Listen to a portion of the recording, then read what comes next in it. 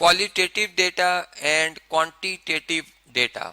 Data कहते हैं जी collection of numerical observations and informations को। अब क्वालिटेटिव डेटा को अगर हम देखें तो हम ये इसमें बात कर सकते हैं कि इसमें हम क्वालिटी की बेस के ऊपर जो डेटा को कैटेगराइज करें, या नॉन न्यूमेरिकल डेटा, ठीक है, नॉन न्यूमेरिकल डेटा। अब इसकी क्या एग्जांपल हो सकती है, जैसे हम रिलीजन की बात करते हैं, ठीक है। रिलीजन अब एक क्वालिटी है, ठीक है, या एक कैटेगरी है। इसमें एक डिफरेंट हमारे पास रिलीजन है, इस्लाम है, बुद्धिज्म है, ठीक है, क्रिश्चियनिटी है। तो अब ये क्या है हमारे पास, ये कैटेगरीज है, ठीक है। इसी तरह अगर हम बात करते हैं ब्यूटी की, तो ये भी एक क्या है, क्वालिटी है, ठीक है। और इसको हम कहेंगे कि ब्यूटी की सेंस में अगर हम एक डेटा को अरेंज करते हैं या कलेक्ट करते हैं तो वो क्वालिटेटिव डेटा में आएगा, ठीक है। इसी तरह अगर हम ब्यूटी के अलावा अगर हम इंटेलिजेंस की बात करते हैं, अब एक बच्चा बहुत इंटेलिजेंस है, ठीक है, उसको आईक्यू यानी इंटेलिजेंस क्वेश्चन जो है वो बहुत बेहतर है, ठीक है, और एक का वीक है, तो अब ये कैटेगरी में आ रहे हैं, ठीक है। इस तरह से मतलब डिफरेंट कैटेगरीज में आ रहे हैं, मैं इस सेंस में बात कर। तो इसी तरह से अगर एक मशीनरी की बात करते हैं, अब वो डिफेक्टेड है, उसका कोई पार्ट सही वर्क नहीं कर रहा, ठीक है, या नॉन डिफेक्टेड है, तो ये भी कैटेगरी की वजह से जो इस किस्म का डाटा हम अपने रिकॉर्ड में रखेंगे एक फैक्ट्री की इंफॉर्मेशन के तौर पर या इंडस्ट्री की इंफॉर्मेशन के तौर पर, तो ये क्या एक हमारे पास कैटेगोरिकल डेटा या क्वालिटेटिव डेटा कहलाएगा। जबकि इसके साथ साथ चले हम क्वांटिटेटिव डेटा को भी देखते हैं कि इसकी क्या एग्जाम्पल हो सकती है। यानी एक तो पहली बात कि ये न्यूमेरिकल डेटा होता है, ठीक है, नंबर्स में लिखा जाएगा।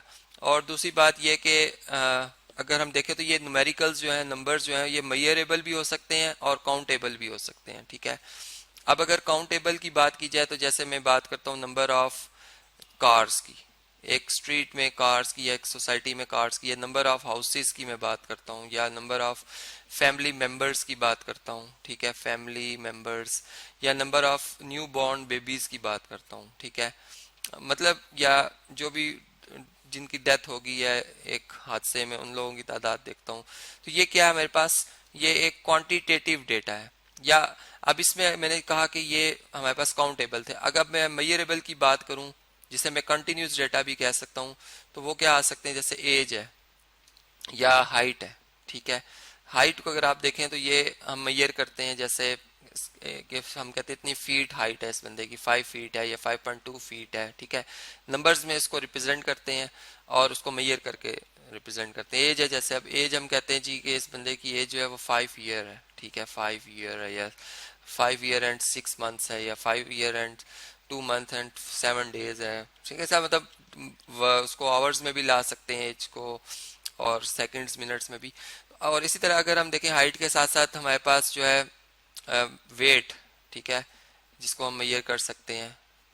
इसी तरह और भी बहुत सी मतलब हमारे पास क्वांटिटीज ऐसी जो क्वांटिटेटिव डेटा में आती है, जैसे कि इनकम की हम बात करते हैं, ठीक है, इनकम ऑफ सम पर्सन्स। अब कुछ किसी भी सोसाइटी के बंदों की हम बात करें, इनकम ऑफ सम पर्सन्स। और इसी तरह से अगर हम और डिफरेंट एग्जांपल्स देखें अपनी डेली लाइफ की तो हमें नज़र आती हैं, ठीक है। स्मोकर्स की बात करें, नॉन स्मोकर्स की। अब स्मोकर्स की अगर बात की जा रही है तो ये जो हमारे पास है ये कैटेगरी है एक स्मोक करना, ठीक है, हर बंदा स्मोक नहीं करता, ठीक है, नॉन स्मोकर्स भी होते हैं।